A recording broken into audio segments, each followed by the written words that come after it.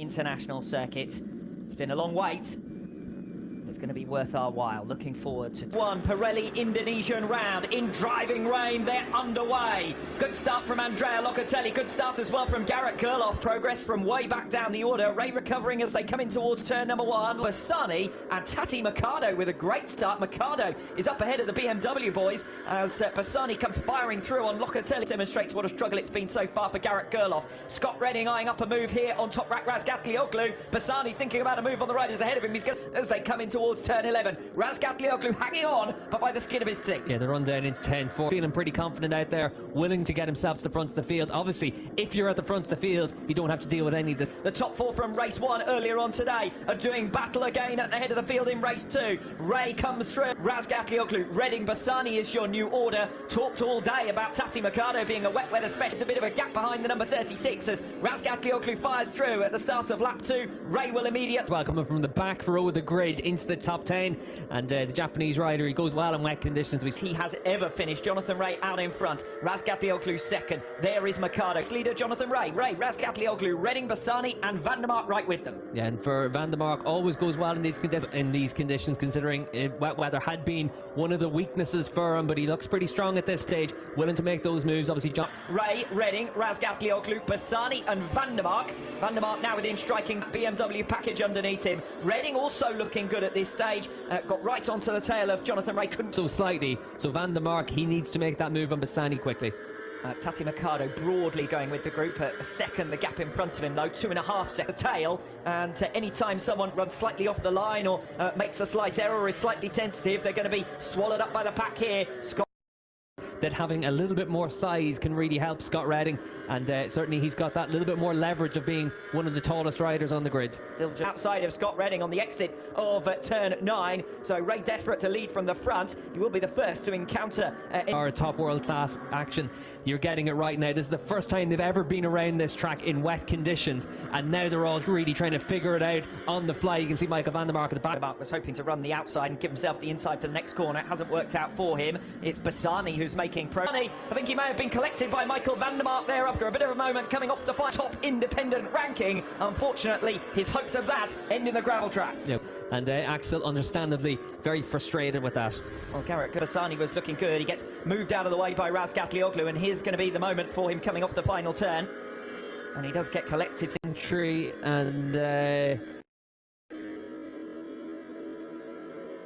Van der Mark lifts into the path perhaps of, and that one was less contentious. Axel Bassani's collision there with Michael Van der Mark after already being unsound, but Redding responding quite nicely. Meanwhile, Michael Van der Mark getting through on Razgatlioglu. That's for third. Former teammates Van der Mark and Toprak Razgatlioglu. You can see how much rain is coming down. You can see how much gravel was left out in the racetrack as well there. But got it done. Redding up at the front then. Ray in second. The gap now over a second to this fight for third position. Van der Mark trying to come through in attack. Can't quite get there as they make their way through the right-hander. When they come across the line, the one thing is right now 1:44.0 was Scott Redding's last lap time. A dry weather lap around here is a Van der Mark to bridge any more of that gap, because the pace at the front's really fast.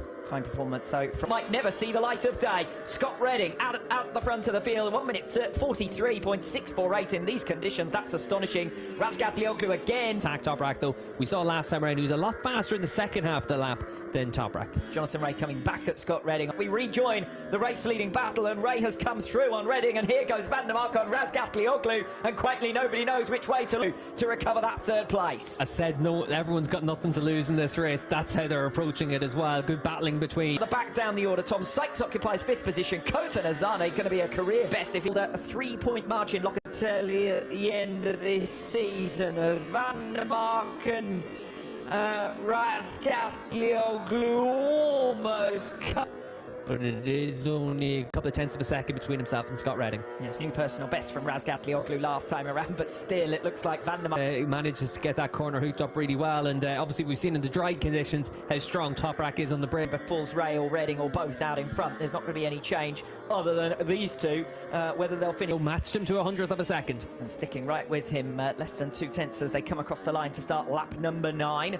So Van der Mark recovering that third place. Yeah, Nazane behind us has lost a lot of time last time time around. Got picked off by Gate still with, oh, big slide there for Toprak. He's using the curves in down the road. Here he is on the on board the number 66.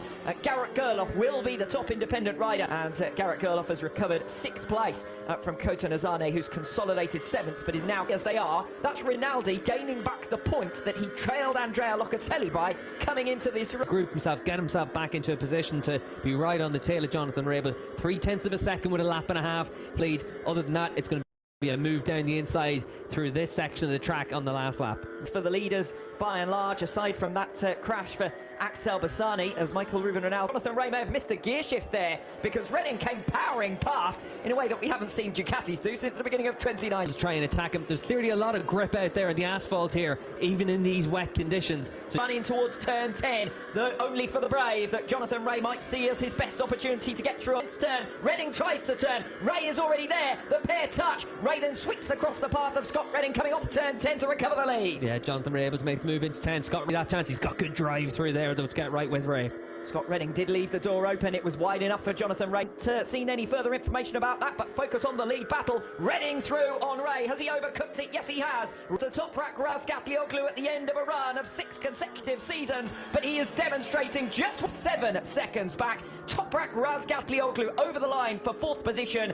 Tom Sykes rounds out your top 5, 11 seconds back. Garrett Gerloff with 6th position. Then it's Kota Nazanes. He's over the line in the end for 12th position, but most importantly, across the line to finish off his World SBK career, but at the front of the field, his long-term rival Jonathan Ray picks up another race victory to say after it. Well, Redding tried his own luck on the final few turns, but Jonathan... Difference between us, but a podium for Scott Redding on his sign-off from Ducati, and you can see for Toprak, he'll be pretty pleased with the battle he had with Michael van der Mark all the same.